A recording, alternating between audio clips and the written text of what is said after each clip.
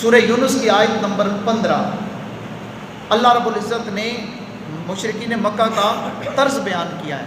وہ پچھلی آیت کریمہ میں گزرا نا، رب نے فرمایا کہ آپ تبلیغ کریں، واللہ یعصمک من الناس، اللہ آپ کو لوگوں سے بچائے گا، اللہ آپ کی حفاظت کرے گا.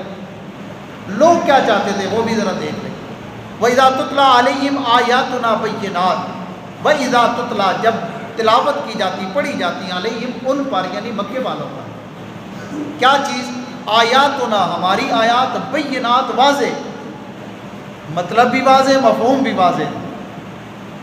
واضح آیات جب ان کے سامنے تلاوت کی جاتی، قال الذین، کہنے لگے وہ لوگ کہتے، لا یرجون لقاءنا ائت بقرآن غیر ھذا، لا یرجون لقاءنا، جو ہماری ملاقات کی امید نہیں رکھتے، ان کا ایمان ہی نہیں ہے کہ ہم نے مرنے کے بعد جواب دینا ہے. یہ کون تھے؟ مکے والے تھے.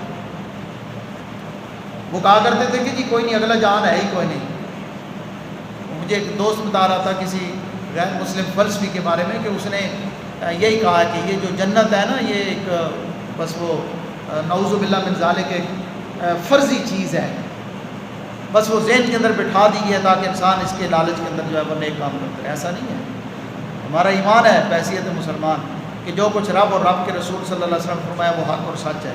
ہم دیکھیں یا نہ دیکھیں، ہمارا فہم وہاں پہنچے نہ پہنچے، ہمارا ادراک وہاں تک رسائی حاصل کرے یا نہ کرے، لیکن ہمارا ایمان ہے کہ وہ سچ ہے.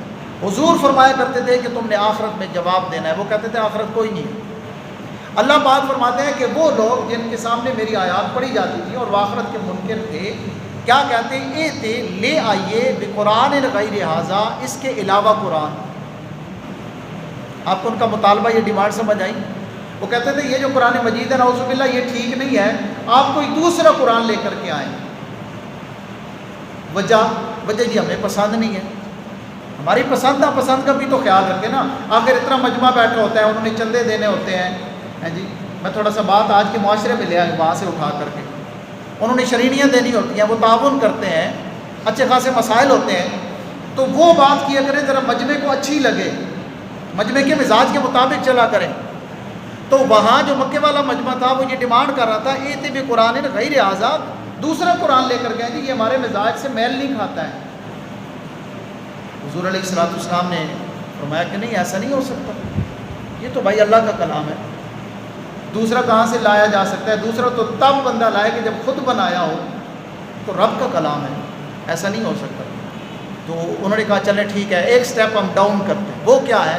او بدل ہو، اسے تبدیل کر دیں، قرآن کو بدل دیں تھوڑا سا. تبدیلی کیا کریں؟ تبدیلی یہ کریں، یہ جو ہمارے بتوں کے بارے میں مذمت بیان کی گئی، ہمارے خداؤں کے بارے میں، اس کو نکال دیں. یہ جو قرآن کہتا ہے کہ رب وحدہ لا شریک ہے، اس کو سائڈ پہ کر دیں. یہ جو قرآن کہتا ہے کہ فقط اسے پکاریں، اس کو تھوڑا سا ہٹا دیں. یہ جو قرآن کہتا ہے عبادت کے لائق فقط وہی ہے، ہماری مشکلات حاجات ساری اسی کے جو ہے وہ قبضہ قدرت کے اندر ہیں، تو یہ ہٹا دیں، باقی نماز روزہ وہ کوئی بات نہیں. بدل ہو، اسے چینج کر دیں، تبدیل کر دیں، عنوان بدل دیں اپنا. اب بتائیں نبی کریم صلی اللہ علیہ وسلم کو رب نے کیا فرمایا کہ آپ کیا جواب دیں؟ سنیں وہ جواب بھی سنیں. قل، آپ فرما دیں، ما یکون لی ان ابدلہ من تلقاء نفسی، ما یکون لی، یہ مجھے اس کی اجازت نہیں ہے، میرے لیے یہ روا نہیں ہے، ان ابدلہ، کہ میں اسے تبدیل کر دوں، من تلقاء نفسی، اپنی طرف سے. میں یہ نہیں کر سکتا، میں قرآن کو تبدیل نہیں کر سکتا. ان اتبع الا ما یوحی الی، جو آرڈر دیا گیا ہے نا، حکم دیا گیا، وہ تبدیل کرنے کا نہیں دیا گیا، دوسرا قرآن لانے کا نہیں دیا گیا. آرڈر یہ دیا گیا ہے کہ جو نازل کیا ہے اس کی کیا کرو؟ پیروی کرو، اس کے پیچھے چلو.